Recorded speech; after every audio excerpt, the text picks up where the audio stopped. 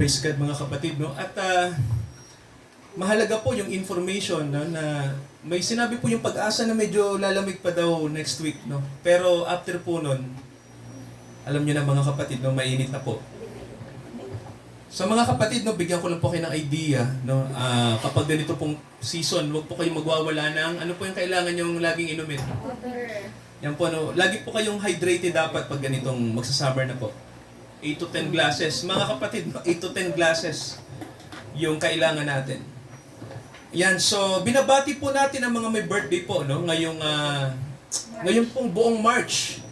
Dahil medyo hindi yata tayo nakapagbahagi ng mga info, no, sa mga may birthday, no? Binabati natin ang lahat po ng may birthday Kyrie 11. si Kyrie, bro. March 11. No? Belated happy birthday, bro, kay Kyrie. Ayan, ano? March 11, di ba? 13 ba? Present pala si Kyrie. Ayan, no? At 19 si Shalom. si Shalom po, advance happy birthday naman kay Shalom, no? Sa 19. Sa amin 18. Ay, ano pala? 18, mahal. 18. Sabi ko sa'yo 18 eh. Sabi 18 pala, 18. 19 ka No? ng 19 ka daw. Sabi ko 20 years old. Ayan. At 25 kami ni ate. 25 naman si ate, birthday ni ate sa March 25, no? 27. Na ka-birthday din po ni Mrs. Tama po ba? O magka-birthday kayo ni ate mahal eh. O alam nyo na. Ayan, so ganun din po sa katapusan din. 27 si Joy. Birthday ni Ruby. Oh, birthday ni Ate Ruby 30 ate Rosie. sa 30 o March 30 at si Joy ay 27. Ayan. Opo. Si Fernando, yung ano sa... Ang problema sa mga may birthday ngayon, hindi tayo ng oil sa bibig. Yan.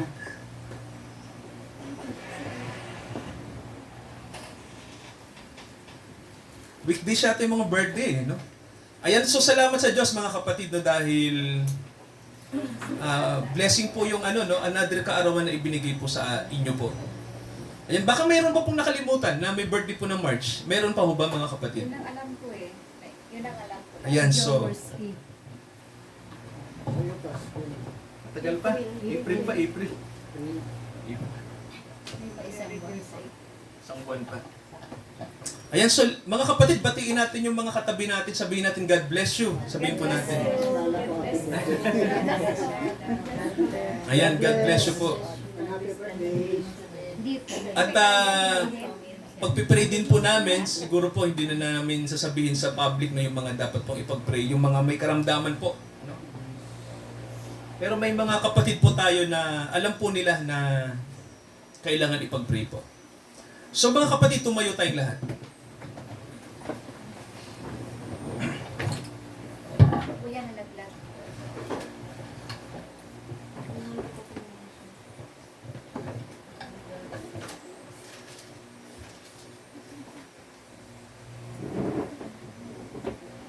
Sa pagbasa po ng salita ng Diyos, atin pong basahin po ang Mateo 24, Matthew 24, verses 37 to 39. Ito po yung ating mababasa po sa banal na kasulatan, sa sagradong sulat.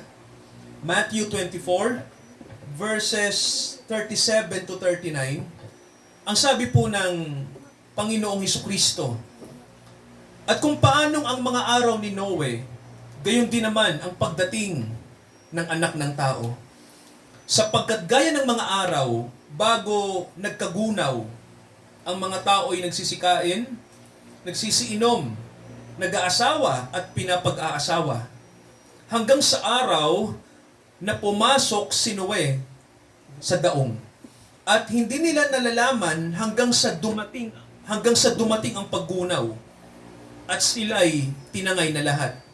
Gayon din naman ang pagparito ng Anak ng Tao. Manalangin po tayo. Amang makalangit, samahan niyo po kami sa araw na ito. Kayo po ang magbigay ng revelasyon sa amin dahil mahalaga po ang inyong salita na dapat po naming malaman ang inyong mensahe sa kapanahonang ito. Magbigay kayo ng kapahayagan, Ama. Ang Holy Spirit ang magbigay sa amin ng salita na kailangan naming marinig sa tanghaling ito. Ito po ang aming panalangin sa pangalan ni Jesus. Amen. Makakaupo po tayong lahat, mga kapatid. balikan ko lang po no, yung event. Naalala niyo po nung bago mag-pandemic, hindi ko po alam kung bakit nangyari ito, no? Pero bago mag-pandemic noong 2020 ay nagkaroon po ng blood moon tetrad, no? Alam niyo po ba 'yon, yung blood moon tetrad, no? Yung nagkaroon ng blood moon sa loob ng 2014 sa taong 'yon hanggang 2015. Ang nakapagtataka po, sunod-sunod yung blood moon, no? Yung tinatawag po natin na yung phenomenon na nangyayari po no sa tinatawag natin na may explanation naman ng science sa blood moon, pero sa Bible po ang blood moon ay sign, no? Ang blood moon po, yung tinatawag na pulang buwan ay isang tanda, no? At basahin ko po sa inyo yung nakasulat sa Aklat ng Mga Gawa, chapter 2. Ito po yung ating makikita, no? Sabi rito ni Pedro nang siya'y nangaral, basahin ko po yung chapter 2, basahin ko po yung verse 19. Ito po ang sabi, "At magpapakita ako ng mga kababalaghan," sabi ng Diyos, "sa langit sa itaas, mga tanda sa lupa sa ibaba, dugo at apoy at singaw ng usok. Ang araw ay magiging kadiliman." Eclipse po yan, no? At ang buwan ay magiging dugo, blood moon. So, sa Bible mga kapatid, mapapansin nyo po no, na ginamit ng Diyos ang eclipse at ang blood moon pagdating sa sinasabing signs. So, bakit po ba kailangan ng signs? Kasi po, ang signs po ay para alam natin kung ano yung paparating na mangyayari, no? Di po ba pag nasa daan tayo, di ba kailangan natin ng sign? Halimbawa po, pupunta kayo ng Apari. May kita nyo may sign, papuntang Apari. Nakita nyo po, di ba, tanda, no? Pag pupunta kayo ng Cavite, doon mga kapatid, no, sa Skyway, yung mga bagong Skyway ngayon, ano, nakarugtong ng NLEX, may kita nyo to Cavitex. Di ba may mga gano'n, no? So, may sign. Alam nyo po, gano'n din sa Bible, no? Bago tayo dumating doon sa panahon na yon, nagbibigay ang Diyos ng babala na eto yung panahon na mangyayari. Di ba mga kapatid, ngayong ano po, mapapansin nyo po, no, ngayong March 14, kailan ba yun? Nag-March 14, sir? Oo, nung Thursday o Friday, no? Opo, March 14, nagka-blood moon po, no? Pero ang maganda ito, hindi nakita sa Pilipinas. Pero nakita sa US, nakita sa Europe. So, nakita ng ibang mga bansa. So, sabi ng Bible, mga kapatid, ang blood moon ay tanda na may gagawin ang Diyos na ang sabi rito, bago dumating ang araw ng Panginoon, no? May sinasabi na the day of the Lord, no? Naalala ko po, nagka-blood moon din, mga kapatid, no, bago nagkaroon sir ng yung sinasabi na 1967 war ba yun? 1968, no? Sa Israel, nagka-blood moon din. At mga kapatid, kakaiba rin to kasi nagka-blood moon din noong panahon ng Israel ay pinersecute sa Europe noong panahon ng ang imperyo ng Spain ay napakalakas noong araw. So, ang blood moon ay sign, mga kapatid, no? Hindi lang siya sign para sa Israel. Siya rin po ay sign para sa atin. Ano ba yung sign na kailangan nating malaman? Alam niyo po kung ano? Yung rapture. Sabihin niyo nga mga kapatid, rapture. Isa pa po, rapture. So, ang rapture po ay mahalaga, no? Pero po, dapat, bago mag-rapture mga kapatid, ay kasama tayo doon sa ira-rapture. No? Sabihin niyo nga po, sana kasama ako. Sabihin niyo nga, sana kasama ako. Okay, sabihin niyo rin, kasama ako. Kasama. Ayan, ano? So, napansin niyo, may dalawang bagay akong sinabi, ano? Kasi yung isa, hindi ka sure, tama ba? Pero yung isang statement, sure tayo. So, mga kapatid, saan tayo sa dalawa? Kasama ako. Doon ba sa sana kasama ako o doon sa sana ay o kasama ako? Ganyan, walang sana. Ayan, so, mga kapatid, bigyan ko kayo ng idea, no? Kasi si Noah, yung tinatawag nating propeta ng Diyos noong araw na magkaroon ng pandaigdigang baha sa kasaysayan ng tao. Yung tinatawag nating deluge. At sabi ng Bible, ang nakaligtas lang noong dumating ang pangdaigdigang baha ay si Noe lang. Kasama ang kanyang 3 anak at yung asawa niya at yung kanyang 3 manugang. So ilan po lahat sila? 8. So, mga kapatid, may mga pag-aaral no, na si Noe ay simbolo ng huling remnant. No? Siya po yung tinatawag na hinirang ng Diyos na ililigtas pag dumating na yung paghuhukom. Araw ng paghuhukom. No? Lahat kasi ng tao haharap sa paghuhukom eh. Nakikinig po ba, no? Lahat ng tao, mga kapatid, harap sa paghuhukom, ha? Huhukuman tayo, no, sa korte ng Diyos. Maliban na lang, eto po, no? Maliban na lang kung ikaw ay anak ng Diyos. Kasi mga kapatid, ang anak ng Diyos, hindi siya hahatulan. Hindi siya haharap sa korte. Hindi siya haharap sa ICC ng langit. Pag ikaw ay dito pa lang sa lupa ay pinawalang sala ka na, no? Alam niyo po sa Bible, gusto ko lang pong i-refresh yung kaligtasan, no, yung usapin ng salvation para alam natin. Mga kapatid, ganito, habang nasa lupa pa tayo, dito dapat dapat not guilty na tayo sa harapan ng Diyos, no? Hindi natin pwedeng hintayin na pag namatay tayo, doon pa lang tayo aapila sa langit, no? Kailangan mga kapatid, buhay ka pa. Naintindihan niyo po, no? Habang humihinga pa tayo sa lupa, kailangan tayo po ay walang absuelto na tayo sa Diyos, no? Mahalaga po 'yon. Bakit po? Kasi mga kapatid, tandaan niyo to para alam niyo. Tandaan niyo to. Kailangan po sure tayo na wala na tayong, sabi nga po hindi na tayo haharap sa korte, no? Paano mangyayari 'yon? Ano pong paraan para tayo ay hindi na humarap sa ICC ng langit, no, pagdating ng araw? Ano pong sabi mga kapatid, no? Basahin natin yung nakalagay sa Romans chapter 8. Tingnan natin to. Okay. Anong sabi ng Bible sa atin? Tingnan natin. Itong sabi ng Scripture.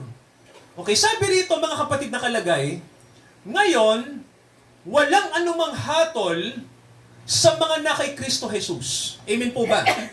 Okay. May karugtong yan kasi hindi nakasulat sa Tagalog yung English, pero ito nakasulat. Sabi rito, sino mang na kay Kristo ay wala ng anumang hatol, sila na lumalakad, hindi ayon sa laman. Nakita nyo po? Kundi ayon sa Espiritu. Ano pong sabi ng Bible? Sino raw po ba yung mga hindi nahahatulan pagdating ng panahon? Sabi rito, yung mga nakay Kristo. Ibig sabihin po, kung si Kristo nasa iyo at ikaw ay nakay Kristo, kung si Kristo, kung ang Panginoong Jesucristo ay nasa iyo na, no, magkarelasyon kayo, mayroon kayong intimacy, no?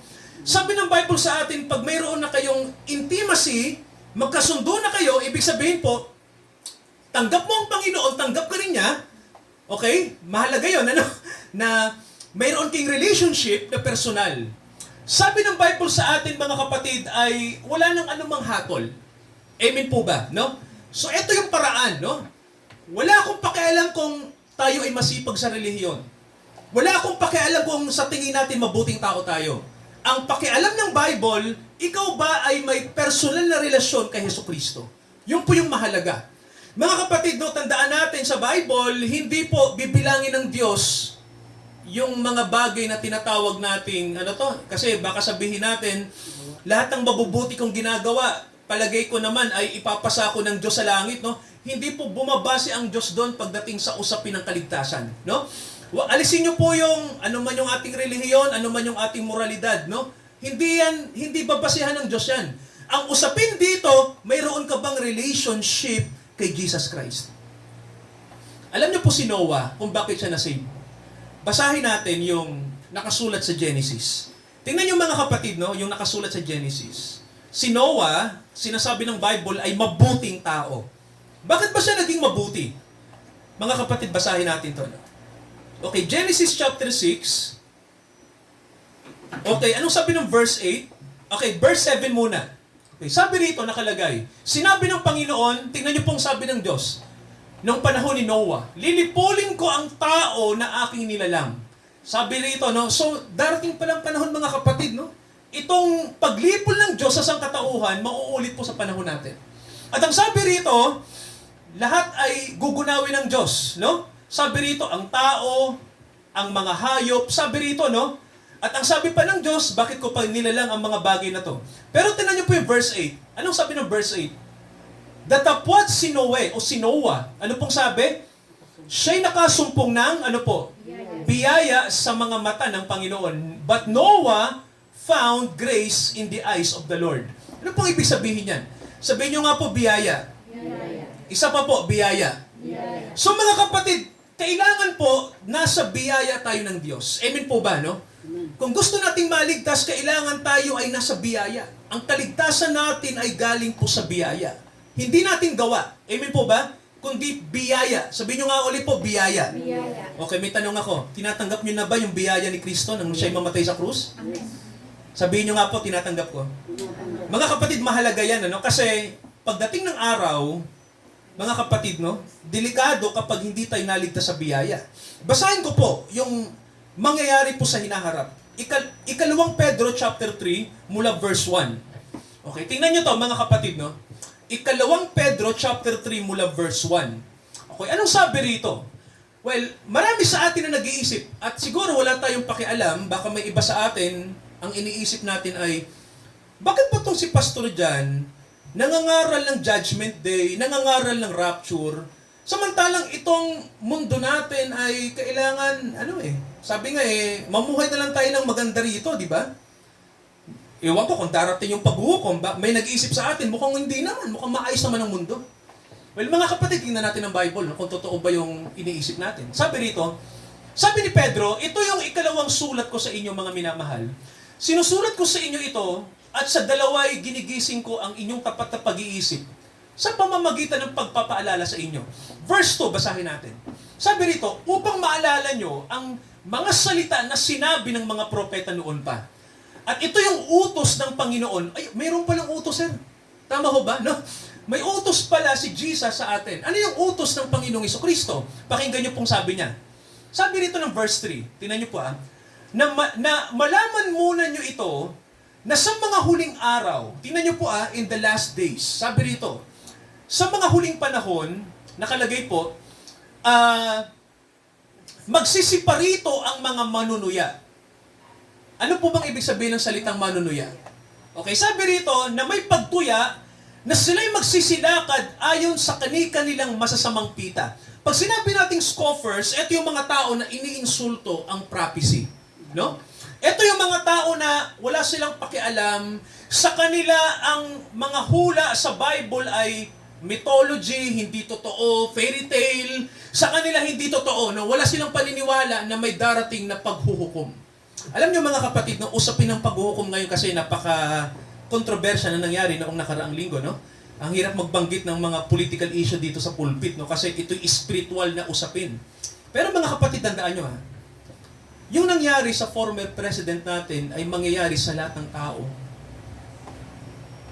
pagdating ng araw. Nakikinig mga kapatid, no? Hindi lang si Digong ang haharap sa ICC ng langit kapag tayo ay guilty sa harapan ng Diyos. Lahat ng tao sa mundo ay huhukuman ayon sa kanya-kanyang lihim o kung ano yung kanyang ginawa, kung ano. So mga kapatid, no, kailangan makaiwas tayo diyan, no? At ang sabi ng Bible, nakalagay rito, no, magsisiparito ang mga manunuya, lumalakad sila sa kanilang sariling pita. At ano ang sabi, sir, ng Bible? Tingnan natin yung verse 4. At ang sasabihin nila, nasaan na yung pangako ng Diyos na babalik si Kristo, di ba? Noon pa lang pala, sir, noong unang panahon pa na ng mga apostol, nakalagay, no, na marami na ang hindi naniniwala na babalik si Jesus. Marami pong hindi naniniwala na siya'y babalik. Sinasabi nila na ito ay kalokohan, no? Matagal pa yan, ganyan. Pero anong sabi ni Pedro? Pakinggan natin yung verse 5. Etong sabi niya, sapagkat sadyang nililimot nila noong mayroong langit, mga kapatid, no? Sabi rito ni Pedro, na ito'y ginawa, sabi rito, may ginawa ring lupa sa pamamagitan ng salita ng Diyos. At anong sabi ng verse 6? Tingnan niyo pong sabi, sa pamamagitan ng tubig, di ba sabi ni Pedro, ang sanlibutan noon ay inapawan ng tubig, napahamak sila. Nakita niyo mga kapatid, no? Ang sabi ni Pedro dito, yung tubig na nilalang ng Diyos, eto rin yung nagpahamak sa tao. So sabi ni Pedro dito, darating yung paggunaw sa mundo uli, no? Kung paano nangyari noon kay Noe, no? Kay Noe yung kay Noe lagi yung example, mangyayari din po sa panahon natin. Ngayon may tanong ako. Alam niyo po nung bumaha sa mundo noong panahon ni Noe? Hulaan niyo po kung ilang araw nang ang baha ay bago bumaba. Hulaan niyo po kung ilang araw. Okay. Di ba mga kapatid ganito? 7 araw si Noe, naghintay sila ng ulan pero walang dumating. Dumating uli yung 7 araw, mga kapatid, wala pa rin. Pero pagkatapos ng ikapitong araw, doon na nag-umpisa yung pag-ulan at nabutas yung mga lupa, lumabas lahat ng bukal at tumaas yung tubig.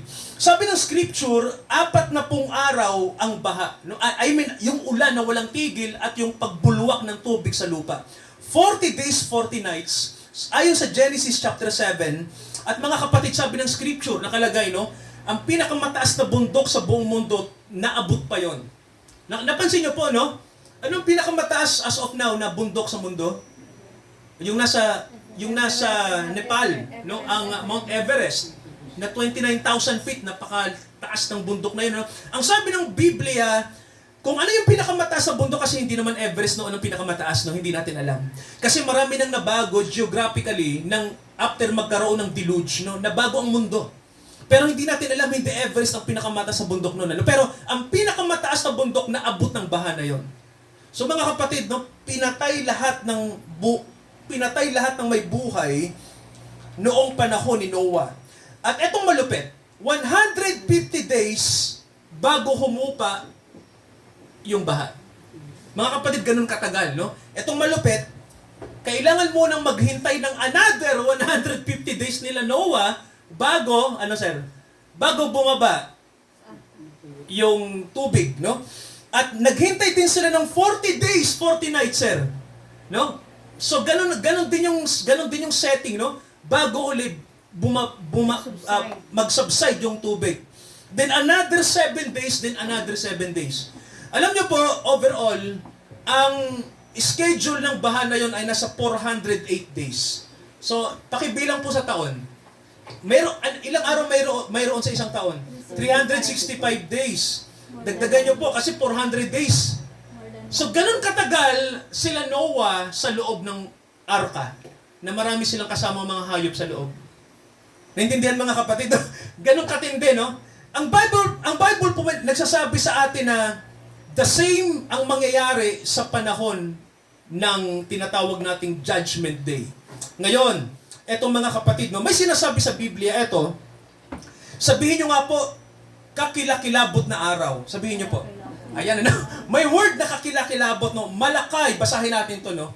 Malakyas chapter 4, verses 1 to 6. Okay, gusto ko mga kapatid, makita natin, ano ba ang sinasabi ng Bible bago dumating yung tinatawag na dilubyo ng apoy, no? Kasi tapos na yung tubig, apoy na yung darating. May sinabi ba ang Diyos diyan? Opo, sa huling aklat ng Old Testament, no? May sinabi ang Diyos na Judgment Day, no? Ang Diyos kasi advance siya magsabi, no? Sabi niya, narito, sabi ng Diyos, ang araw ay dumarating na nagniningas na parang hurno. Nakita niyo po yung ginamit ng Diyos na element. Paano niya gugunawin ang mundo, mga kapatid, sa huling araw? Apoy. At ang sabi rito, lahat ng palalo. Ano po bang ibig sabihin ng palalo? Mga mayayabang, no? Lahat ng mayabang, lahat ng palalo, lahat ng nag-aangas. Sabi rito, no? Lahat ng nagsisigawa ng masama ay magiging parang dayami.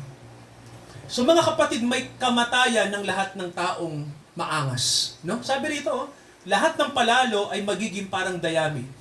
Ang araw na dumarating ay susunog sa kanila. Nakita niyo po, mga kapatid, no? Yan yung sinasabi natin na kakilakilabot na araw. Ngayon, eto. Sabi ng Panginoon ng mga hukbo, hindi mag-iiwan sa kanila ni ugat ni sangaman.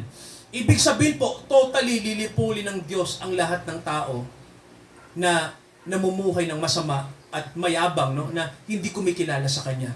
Ngayon, may sinabi ang Diyos na paalala, no? Basahin natin yung verse 3. Tingnan natin yung verse 3. Okay? Sabi rito, yung verse 2. Sabi rito, ngunit sa inyo na natatakot sa aking pangalan. Anong sabi ng Diyos? Sa inyo na kumikilala sa pangalan ko. May tanong ako, ano ba yung pangalan ng Diyos nang ihayag sa atin para ikaligtas natin? Ano yung pangalan? Yes. Anong sabi ng Panginoon dito? Sa inyo na natatakot sa aking pangalan. Ano po bang ibig sabihin ng fear? Meron tayong takot, no? Yung holy fear, no? Mga kapatid, hindi tayo takot dahil takot tayo sa Diyos, kundi, sir, ibig sabihin ng fear na sinasabi diyan ay Ayaw natin ma-offend siya. Tama, mga kapatid. Ayaw mong ma-offend ang Diyos kasi mahal mo siya, no? Kinikilala mo siya. Yun yung sinasabing banal na takot, no? Sabi rito, sisikat ang araw ng katuwiran. Sabihin nyo nga po, righteousness. Isa pa po, righteousness. Yan. So, kailangan mga kapatid, sa panahon na to, meron tayong righteousness. Amen po ba? Meron tayong katuwiran galing kay Kristo. Sabi rito, sisikat ang araw ng katuwiran na may kagalingan sa kanyang mga pakpak. At ang sabi sa ng Bible dito, kapag nasa atin na yung katuwiran, ano ang sabi? Ano ang resulta nito sa buhay natin? Tingnan niyo pong sabi, magiging kayong masaya. Na, bakit kaya? Kasi mga kapatid, isa kayo sa mga magmamana ng lupa, no?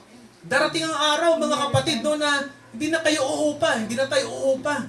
Itong lupang to, magiging atin to.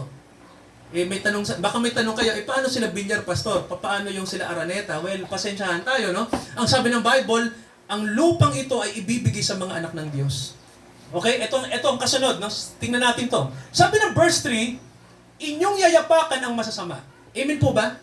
Sabi rito, no? Sapagkat sila'y magiging abos sa ilalim ng inyong mga talampakan, ng inyong mga paa. Sir, anong sabi rito sa mga anak ng Diyos? Ano ang ating authority na ibibigay ng Diyos? Ano ba yung katwiran na nasa atin? Hindi lang po katwiran, no?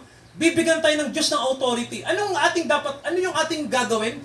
Sabi rito ng Panginoon, yayapakan natin ang masama. Di ba? Ibig sabihin mga kapatid, ang masama ay tutuldukan na. Amen po ba? No? Okay, sino po yung gagamitin din ng Diyos? Ang mga anak din po ng Diyos. Tayo po yun, no? Kaya sabi rito, itong nakalagay, sabi ng Panginoon ng mga hukbo. And then verse 4. Pansinin nyo to, mga kapatid, no? Maganda to. Sabi rito ng Diyos, alalahanin ninyo ang kautusan ni Moises na aking lingkod. Sabihin nyo nga po, kautusan. Sabi dito ng Diyos, alalahanin nyo yung batas na binigay ko. And then hindi nagtapos ang Diyos dyan. May sinabi pa siya. Verse 5, tingnan nyo po, narito. Anong sabi ng Diyos? Aking susuguin sa inyo si Elias. Kilala niyo po ba si Elias? Okay. Sa mga hindi nakakakilala mga kapatid, dadaanan natin yan sa isang sermon. Ano? Sino ba si Elias? Dakilang propeta ng Diyos si Elias. Siya lang naman yung nagpababa ng apoy galing sa langit. No? Siya ay nanalangin, may bumabang apoy galing sa langit. Sabi ng Bible, isusugo ng Diyos si Elias bago dumating ang ano po, ang dakila at kakilakilabot na araw ng Panginoon. Okay, may tanong ako sa inyo mga kapatid, masasagot nyo to. Kanino sinabi ng Diyos ang babala na ito? Sa palagay nyo po. Sinong kausap ni Malakias dyan? Ni Propeta Malakay? Alam nyo po kung anong bansa? Anong bansa po? Yung kausap ng Diyos dito. Ang bansang Israel. Sabihin nyo nga po Israel. Ayan, alam nyo pong Israel, may tanong po ako, hanggang ngayon po ba nasa kaguluhan pa rin? Yes. Ano ang problema sa Israel ngayon, mga kapatid? Sa palagay niyo po, pag nababalitaan niyo yung international news, ano ang balita lagi sa Israel? Terrorism, no? Giyera, agawan ng lupa, politika, relihiyon, no? Lahat na nandyan, no? Ang gulo. So, may tanong ako sa inyo. Anong pangako ng Diyos sa Israel, mga kapatid? Anong sabi niya? May sinabi siya, no? Basahin natin yung verse 6. Ito yung magandang pangako, sir. Sabi ng Diyos, yung kalooban ng mga ama, di ba sabi rito, yung puso ng mga ama ay ipapahayag sa mga anak. Ang ganda ng word na to, no? At ang sabi ng Diyos din dito, ang puso ng mga anak ay ipapahayag naman sa mga magulang. At ang sabi ng Diyos, baka ako'y dumating at sasaktan ko ang lupain ng sumpa. So may pangako ang Diyos na maganda, no? May sinabi siya rito na, He shall turn the heart of the fathers to the children. At baliktad din, and the heart of the children to their fathers. Ano ibig sabihin yan? Sa palagay niyo po. Alam niyo mga kapatid, doon sa panahon na to, para alam niyo, sabihin niyo nga po alitan. Sabihin niyo nga po kasalanan. Bakit nagkakaroon ng kaguluhan sa pamilya? Ano pong dahilan? Sa palagay niyo po. Anong mga dahilan na nakikita niyo mga kapatid? No? I-relate natin to. Bakit nagkakaroon ng problema sa pamilya? Iba-ibang ugali. Tama ate. Ano pa po? Oh, may Expectation. mga inggitan, may mga expectation na iba. Tama ba, may inaasahan tayo? Alam nyo, ito balik lang ako sa issue ng Israel. Alam nyo ho ba, eto po eto makaka-relate kayo.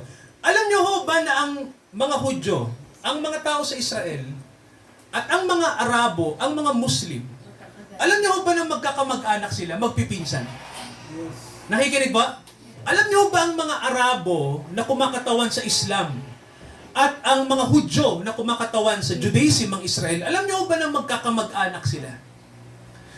Ate, bakit nagpapatayan sila? Samantalang isang pamilya lang sila. Yun ang malaking tanong. Kasi mga kapatid, yun yung sinasabi natin kanina, no, na hindi porke mag-anak ay, ano po? Di ba, sir? May panahon na nagkakagulo. Kasi mga kapatid, naghahari ang inggit, tama ho ba? Naghahari ang pride. Alam nyo, hanggat nasa kasalanan ang tao, kahit kamag-anak pa, ay tinatabla. Yun ang totoo mga kapatid. Oh. Kaya ang Bible po nagsasabi na, time will come, sabi ng Diyos, na itong alitan ng pamilya ay hindi na mangyayari pa. Lalong-lalo na po pagdating sa spiritual. Kasi mga kapatid, eto yan, para alam natin. Alam niyo ho ba kung bakit tayo nalayo sa Diyos? Anong dahilan po? Kasalanan. Kasalanan. Sino po bang lumayo? Tayo po ba o ang Diyos? Tayo, no? Ang dahilan kung bakit nasira ang relasyon natin sa Diyos, nawala yung ating pagiging anak sa Kanya, no? Salamat, dumating yung tagapagligtas natin. Pero kung wala, hindi tayo makakasundo ng Diyos eh. Alam niyo ho ba yun? Alam niyo ho kung ang Diyos hindi siya ang nag-initiate ng kaligtasan natin, alam niyo ho ba na walang maliligtas sa atin ni isa? Nakikinig ba nga kapatid, no? Kasi tayo mismo, etong mga kapatid, tayo mismong mga tao, may pride tayo eh. No? Ayaw natin kumilala sa Diyos. Yun ang totoo, mga kapatid, no?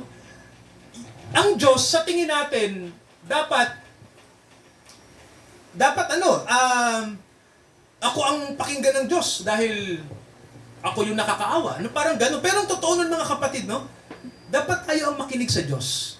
No? Kasi po ang Diyos, wala siyang iniisip kundi kabutihan sa atin. Alam nyo, nalulungkot nga ako kasi may mga tao na hindi alam ang theology ng grace. No? Hindi nila alam yun. No? May mga tao po na ang tingin nila, ang Diyos ay masama, ang Diyos ay walang logic, ang Diyos ay pabaya. Pero ang totoo nun, baliktad. Tayo ang lahat ng yun, no? Tayo ang pabaya. Yun, tayo ang walang logic, no? Tayo ang lumayo sa Diyos, hindi ang Diyos lumayo sa atin. No? Yun ang totoo, no? Lahat ng inisip ng tao mali sa Diyos, no? Ang Diyos hindi rin masama. Tayo ang masama. Binabaliktad ng tao. Mga kapatid, napansin niyo po, di ba? Binabaliktad, masama ang Diyos. Hindi masama ang Diyos. Mabuti ang Diyos. May sense ang Diyos. Tayo ang walang sense. Kaya eto po, tingnan niyo po, may sinabi ang Diyos sa atin, no, na darating ang kakilakilabot na araw na ito. Alam niyo po, ang Israel, isa sa problema ng Israel ngayon, no? Noon magpahanggang ngayon, yung tinatawag mga kapatid na unbelief. Wala silang pananampalataya, no? Bakit po natin nasabi yun? Ito isang bagay lang to. Di ba, inilabas sila ng Diyos sa Egypt, ginamit si Moises. Nakakita pa sila ng maraming himala. Yes. Nakita ba nila sir yung dagat na hati? Nakatawid sila, tama? Puro milagro yon. O may tanong ako, bakit nung nasa bundok na sila na sinasabing Sinai para tanggapin ang kautusan ng Diyos? Anong sinamba nila? May tanong po ako. Sumamba sila sa Diyos-Diyosan. Kinalimutan nila ang tunay na Diyos. Napansin niyo mga kapatid, no? Ganon ang kalikasan ng tao. Tama po ba? Ang kalikasan natin ganito, ginagawa nating Diyos yung mga bagay na panglupa, no? Imbis na ang lahat ng bagay na ito ay galing sa Diyos, no? Nawalan tayo ng sense.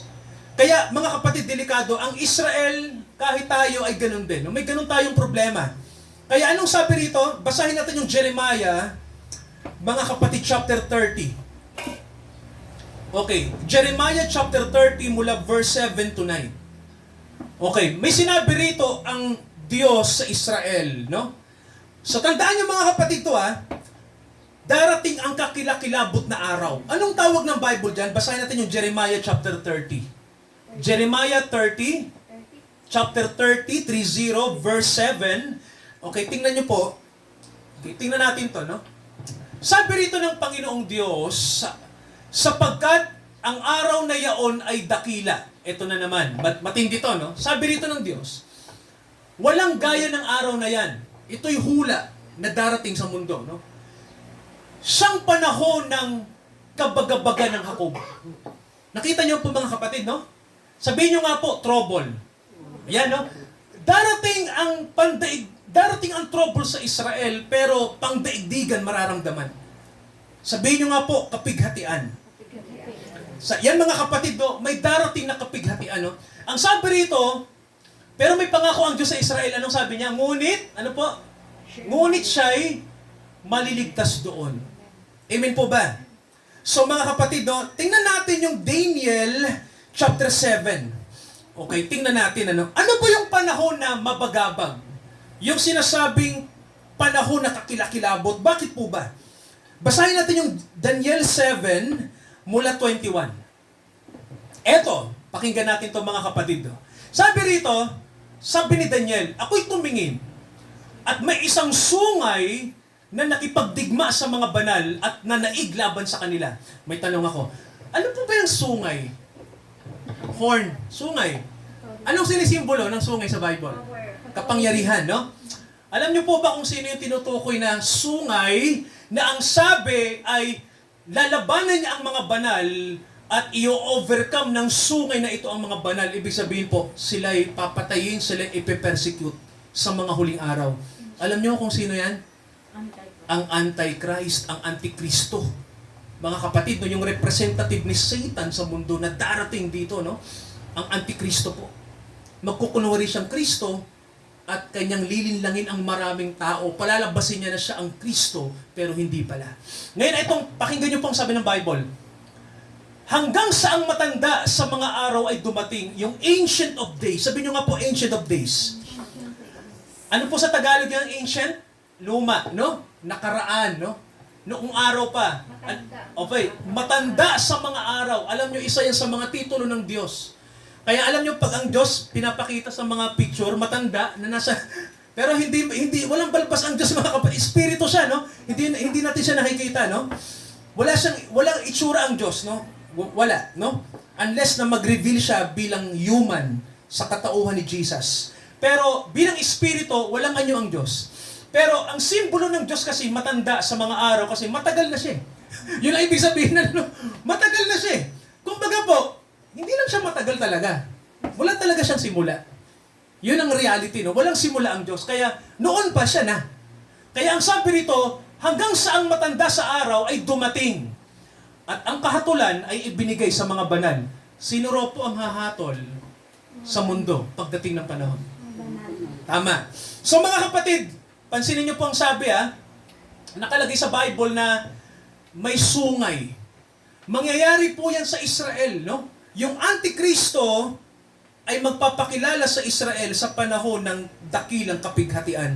Paparating po tayo sa panahon na yan. Ngayon, ito yung magandang tanong. Sino ngayon yung maliligtas pag dumating na yung panahon na yan? Alam niyo ho ba na bilang ng Diyos ang ililigtas niya sa panahon na yan? Pahayag chapter 7. Tingnan natin. Okay. Tingnan natin mga kapatid, no, yung sinabi ng Diyos na pagdating ni Antichrist ay ililigtas ng Diyos ang kanyang bayan. Okay. Revelation 7, basahin po natin. Okay, at basahin natin yung mula verse 1. Okay. Etong sabi rito, pagkatapos nito, nakita ko ang 4 na anghel na nakatayo sa 4 na sulok ng lupa. Ilan yung elemento ng mundo? Ilan yung elements natin? Water, fire, earth, at air. 4 yan, no? Kaya mga kapatid nakalagay, 4 na sulok ng mundo. Ibig sabihin, the 4 elements. No? Ang sabi ng Diyos, pinipigilan ang 4 na hangin ng lupa. Ibig sabihin kasi, yung dilubyo darating sa mundo, no? Lahat ng salot darating, no? Talagang mga kapatid, no? Sa loob ng 1,260 araw, no? 1,260 days, darating yung tinatawag na dilubyo sa 4 na elemento. At ang sabi rito, pansinin niyo pong sabi, pipigilan muna yung paggunaw sa mundo, yung total na paggunaw, hanggang, itong sabi ng Bible, nakalagay, basahin natin yung verse 2, tingnan natin. Okay? Ano pong sabi rito? nakita kong isang anghel na umaakyat galing sa sikatan ng araw. From the east. Sino po ba yung galing sa silanganan na nagligtas sa atin, namatay sa krus para sa atin? Si Jesus Christ, mga kapatid, no? Sabi rito, umakyat sa sikatan ng araw, taglay niya ang tatak ng Diyos na buhay. At siya'y sumisigaw ng malakas sa apat na anghel na pinagkaloobang maipahamak ang lupa at ang dagat. Ano sabi ng Panginoon dito? Sabi niya rito, huwag ninyong ipahamak ang lupa. Naintindihan niyo po, no? Huwag niyo munang ipahamak ang dagat kahit ang mga puno hanggang sa aming matatakan, ano to? Sa kanilang mga noo, ano po? Ang mga alipin ng Diyos. Sino po ba yung mga servant ng Diyos? Ang Israel. Sila yan, mga kapatid, no? Ano raw ang itatatak? Saan sila tatatakan? Noo. Sa noo. O may tanong ako, saan din tatatakan ni Antikristo ang mga tao sa mundo? Sa noo. Sa noo din. The same, no? So sa panahon ng katapusan may dalawang tatak. Ang tatak ng Antikristo at ang tatak ng Diyos. Amen po ba? Ang mga tatak ng Diyos exclusive sa Israel. Pero ang mga tatak ng Antikristo sa buong mundo. Sino mas maraming tatak, sir? So tuloy, sabi rito, sabi ni Juan, narinig ko ang bilang ng mga natatakan. At ilan po sila? 144,144,000. Sabi rito, natatakan. Kanino po? Sa bawat angkan ng mga anak ni Israel. So, mga kapatid, opo, eto mga kapatid, no? Tingnan niyo po, no? Bilang ng Diyos yung mga natatakan, no? Bakit ko po nasabi yun? Kasi tingnan niyo, bilang 144,000 sabi ng Bible. Alam niyo ho, nung panahon ng dilubyo ni Noe, may tanong ako, ilan lang po yung naligtas? 8. 8. Sa panahon ng kapighatian sa mundo uli, pagdating ng pagunaw, ilan ang maliligtas? 144,000. May tanong tayo, Pastor, simbolo po ba yan o literal? Hindi ko alam. Hindi ko masasagot yan. Ano? Maaring simbolo, maaring literal. Amen ba mga kapatid, no? Sabi rito, eto. Ngayon, eto. Alam nyo po, sabi ng Bible sa atin, eto yung makakarinig ng gospel pagdating ni Jesus. 144,000.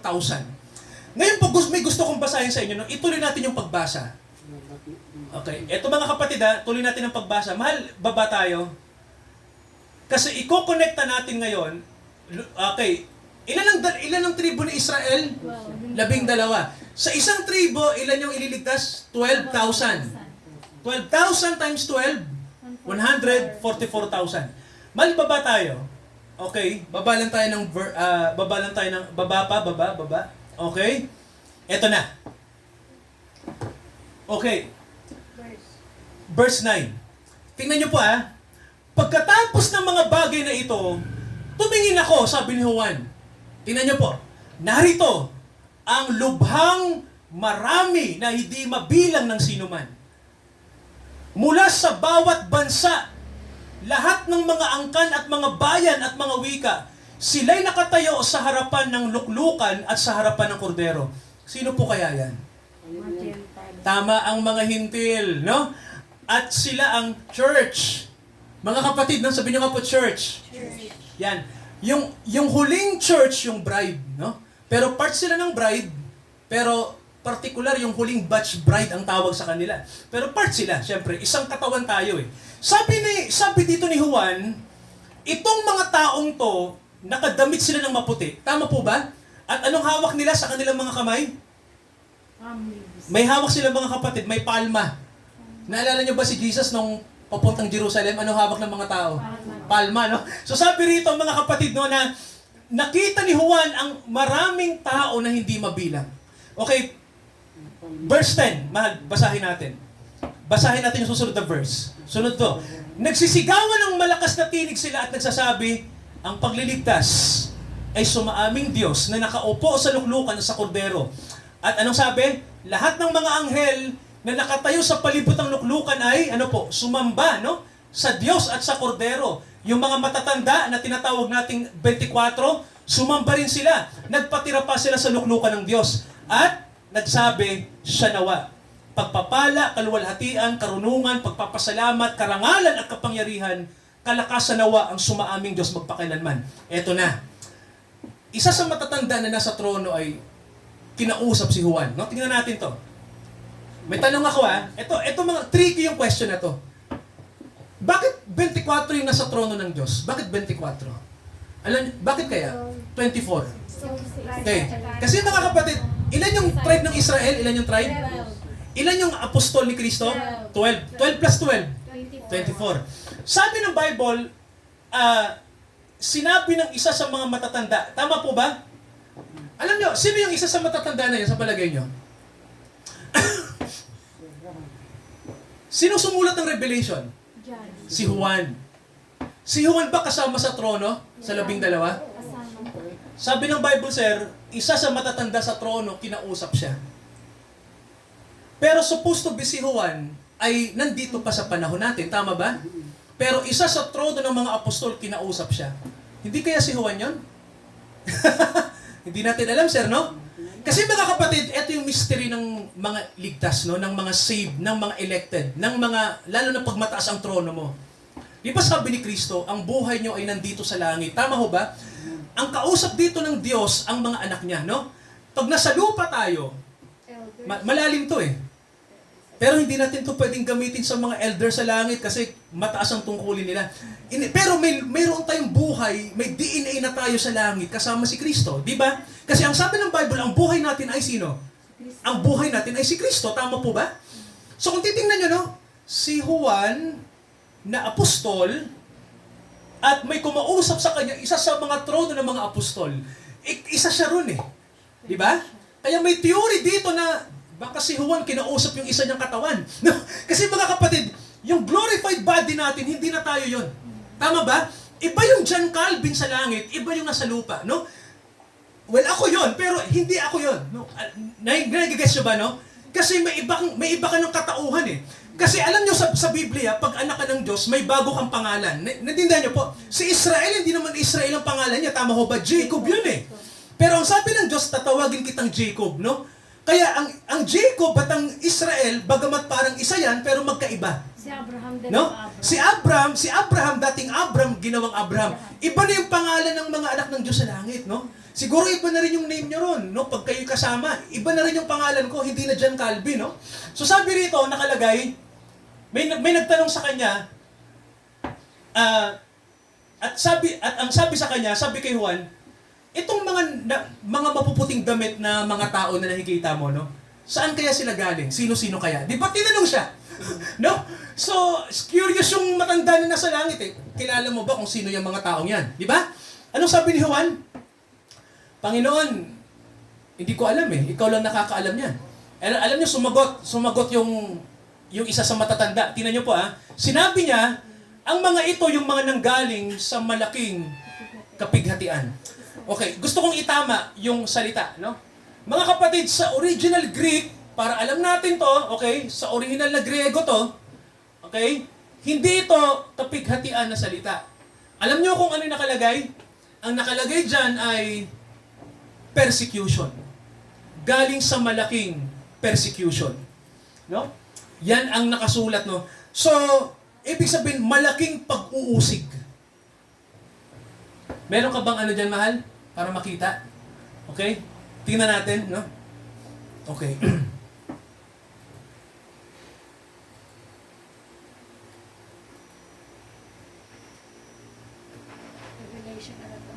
Revelation 7. Verse 14. So kung titingnan nyo po, no, mga kapatid, no, yung mga totoong mananampalataya ay inusig. Amen po ba, no? Pinapatay po sila dahil sa kanilang patotoo kay Jesus. Yan ang totoo, no?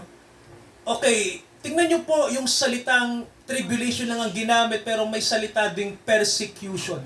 Nakita nyo mga kapatid, no? Okay, nakita nyo salitang thlipsis. Ang ibig sabihin po ay persecution talaga, no? Galing sa malaking kapighatian. Bakit po ba? O galing sa persecution. Ibig sabihin po, yung nakita po ni Juan ng mga tao na hindi niya mabilang, ito po yung simula nung magkaroon ng church. Makinig kayo mga kapatid, mahalaga to. Simula nung magkaroon ng church, marami nang pinagpapatay. Tama ho ba? Alam niyo ho ba ang mga pinagpapatay ng mga Kristiyano habang kumakalat ang church sa mundo? Alam niyo ho, hindi na mabilang. Milyon-milyon na po. Sino yung unang binato, sir? unang binato ng Stephen. si Stephen, no? Simula kay Esteban, sunod-sunod ang pagpatay sa mga Christians. Sa panahon ng Roman Empire, milyon na sir ang pinatay. Pinapakain sa leon, ginagarote. So lahat na ng uri ng pagpatay, no? So sabi ng Bible sa atin, lahat ng pinatay naroon sa langit ngayon, no? At ang sabi ng Bible, kasama nila yung mga huling.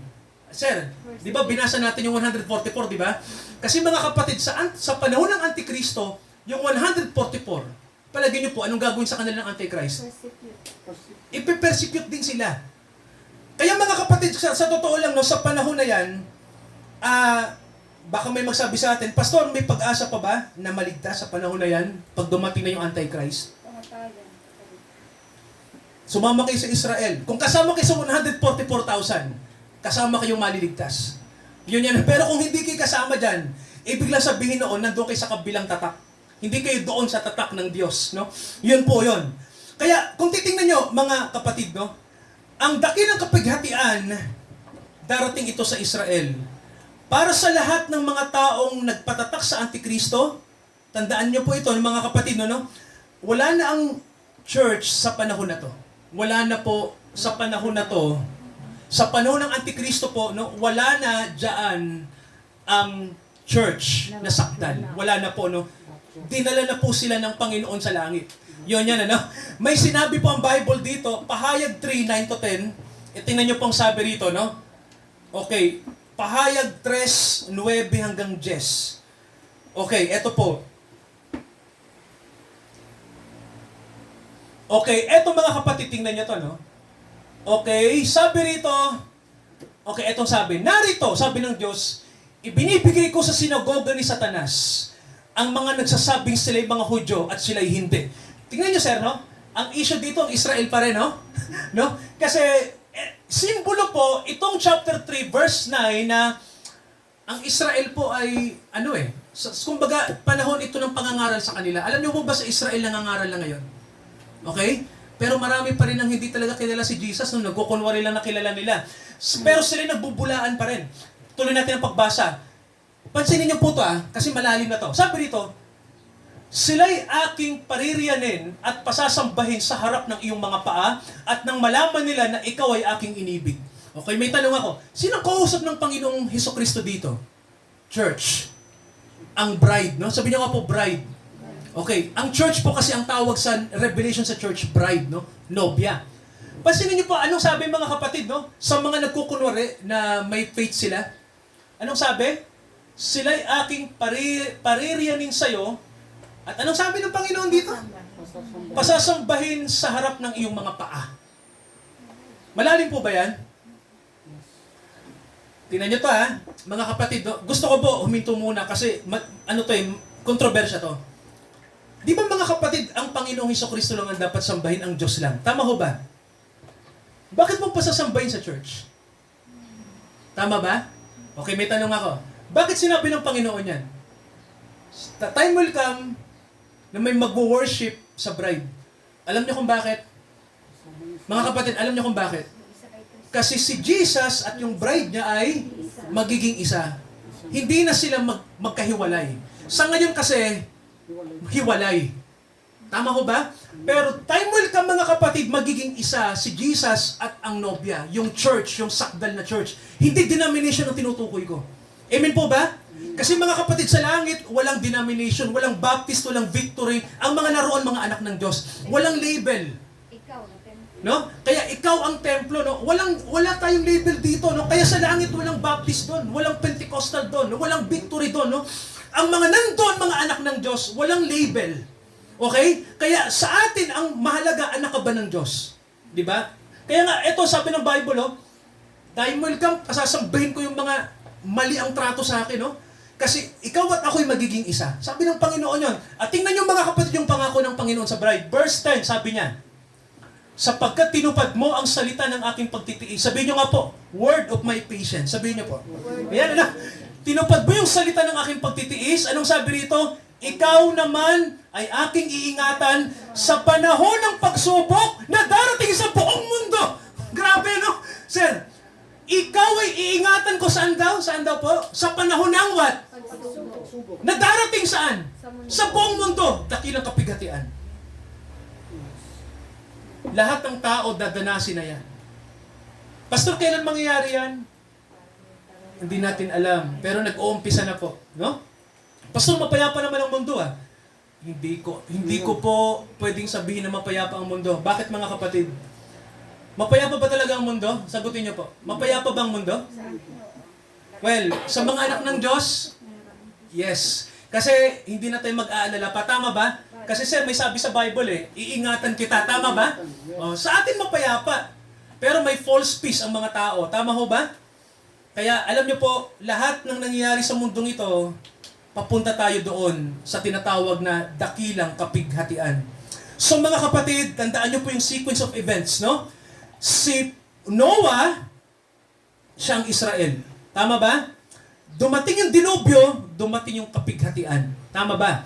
At dumating yung pangangaral ng Diyos sa Israel. Yun ang gagawin niya, no?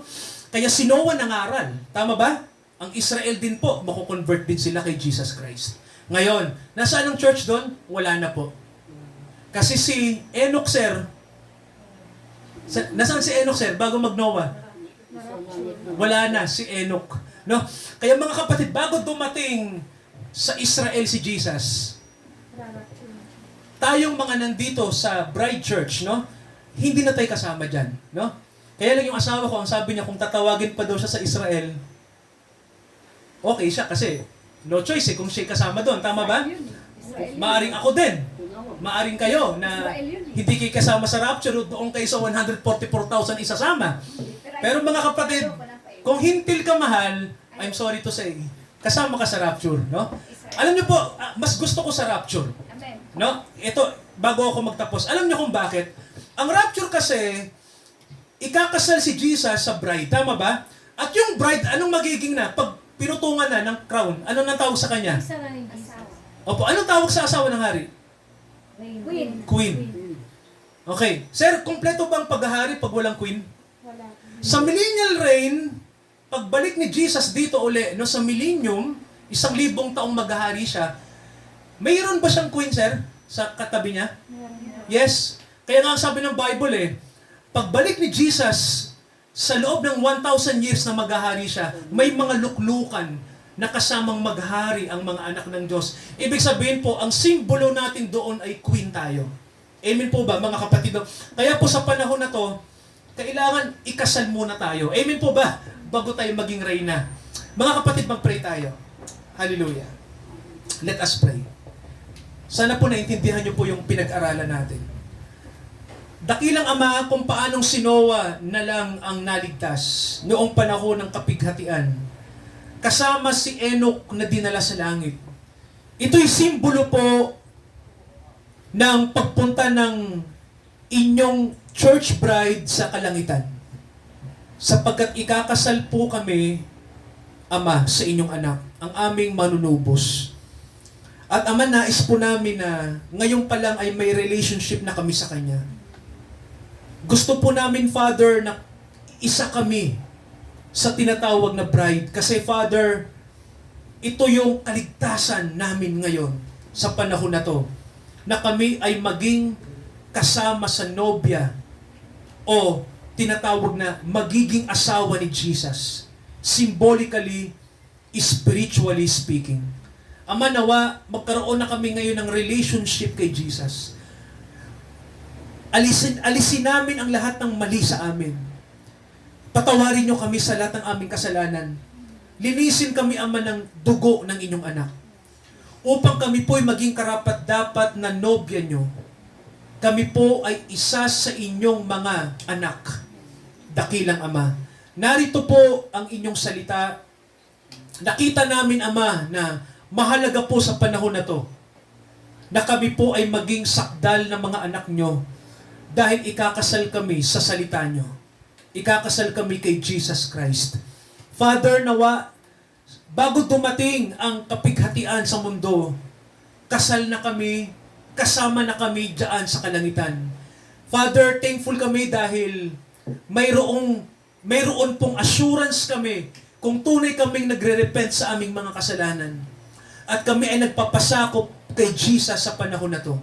I-bless nyo po ang araw na to. I-bless nyo po ang mga kapatid namin sa aming nakita sa Bible. Nawa Ama, sa hapong ito, sa tanghaling ito, nawa po ay maging tapat kami sa lahat ng panahon. Bigyan nyo, maging tapat kami sa aming karelasyon kay Jesus Christ. Maging tapat kami ng buong puso sa Kanya. Isip, lakas at kaluluwa. I-bless nyo po ang inyong mga salita na aming narinig ngayon. Ito ang aming panalangin, Ama, bago ang kapighatian na darating sa mundo ay may kasalan sa langit. Nawa, Ama, makasama kami ron. Hallelujah. Ito ang aming panalangin sa pangalan ni Jesus. Lahat po tayo magsabi ng Amen. Amen. Praise God, mga kapatid. Sa ating pagkakaloob sa Diyos, bilang pagtanaw po ng pag-ibig at katapatan sa Kanya, awitin po natin ang Kaya mo yan. Seek ye first the kingdom of God and His righteousness. Awitin po natin.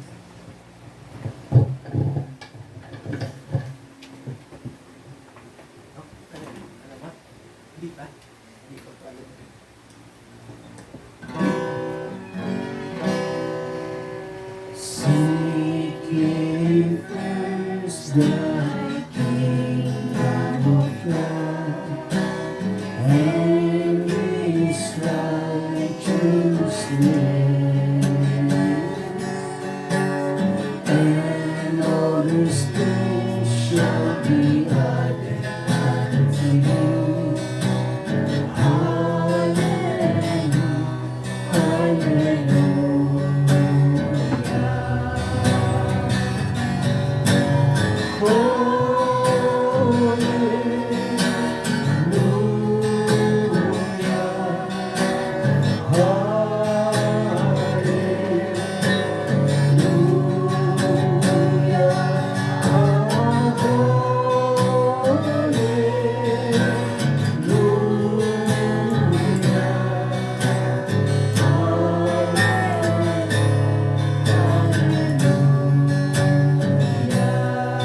Tumayo tayo.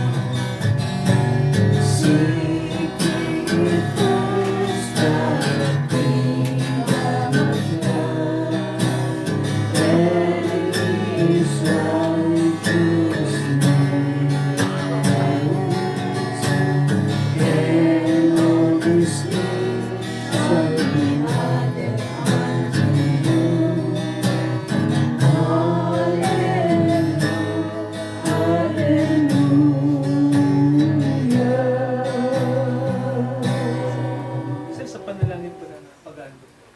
Father God, maraming salamat po. Narito po ang aming handog. Narito ang aming alay sa iyo, Panginoon. Na ito'y magamit lamang ayon sa iyong kalooban.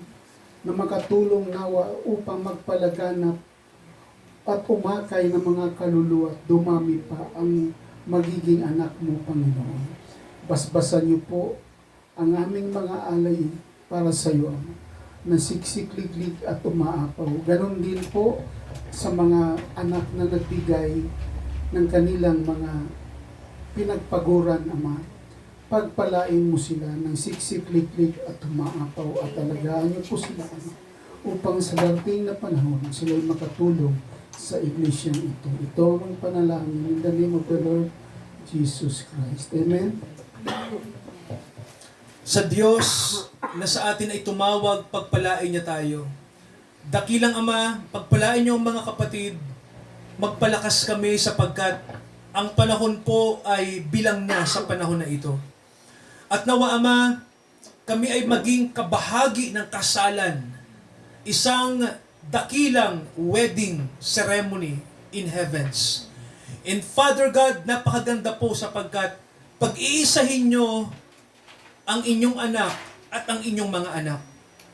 Magkakaroon po ng isang tinatawag po na personahe. Isang personahe, Father God, na kung saan po ay magro-rule dito sa mundo. Kaya Ama, nawa, maging kabahagi po kami ng biyaya ng kasalan. Mahalaga po na kami ay maikasal na kay Jesus Christ. Pero hindi kami maikakasal hanggat wala kaming personal relationship sa Kanya. Kaya Father, nawa lahat ng nandito ngayon ay sila po ay mag-commit.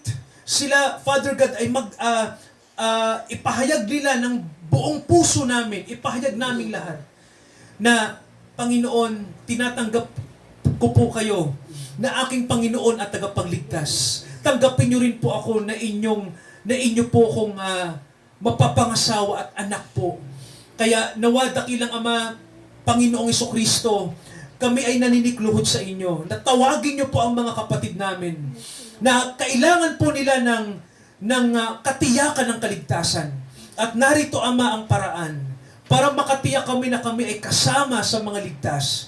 Kami ay nagsisi sa lahat ng aming kasalanan, na kami ay tinanggap niyo po na inyong mga anak. Sapagkat sinabi niyo po ang lahat ng sa inyo'y tumanggap ay binibigyan niyo po ng karapatan na maging mga anak niyo. Kaya Ama, sa pagsisisi namin ay isunod namin ang pananampalataya. Kaya Father, nandito ang inyong mga anak. Tinatalaga namin sa inyo ang mga kaluluwang nandito ngayon. Palakasin niyo po kaming lahat. Pag-isahin niyo kami laging sa buklod ng pag-ibig. At magmahalan kami, magtulungan kami bilang magkakapatid. Kami, Ama, ay lagi niyong samahan. Huwag niyong pababayaan. Pagpapalain niyo sa bawat araw. Salamat po. Ihanda niyo kami, dakilang Ama, sa darating pang mga event sa mundo. At nawa po, nakahanda ang aming katawan, kaluluwa at espiritu sa darating po na kasalan sa kalangitan. Sa Diyos na sa atin ay tumawag, na nagpala sa atin, na nagkaloob ng biyaya, sumaatin ang kanyang habag, ngayon hanggang sa muling pagparito ng ating Panginoong Jesucristo. Amen, amen, at amen. Amen.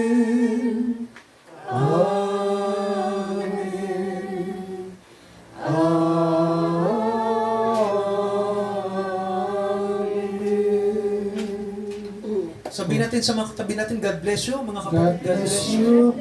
God bless you po. Batiin natin. God bless you. God bless po. Mga kapatid, paalala po, sa lahat po ng uutang po sa CCT or magpaparegister po, ay Magsisavings. o yung magsisavings din, kung hindi uutang, yung magsisave lang ng pera. Ano pa yun yung... Ayan. So, ngayon nyo na po ibigay yung di ba may particular na Registration. registration payment po.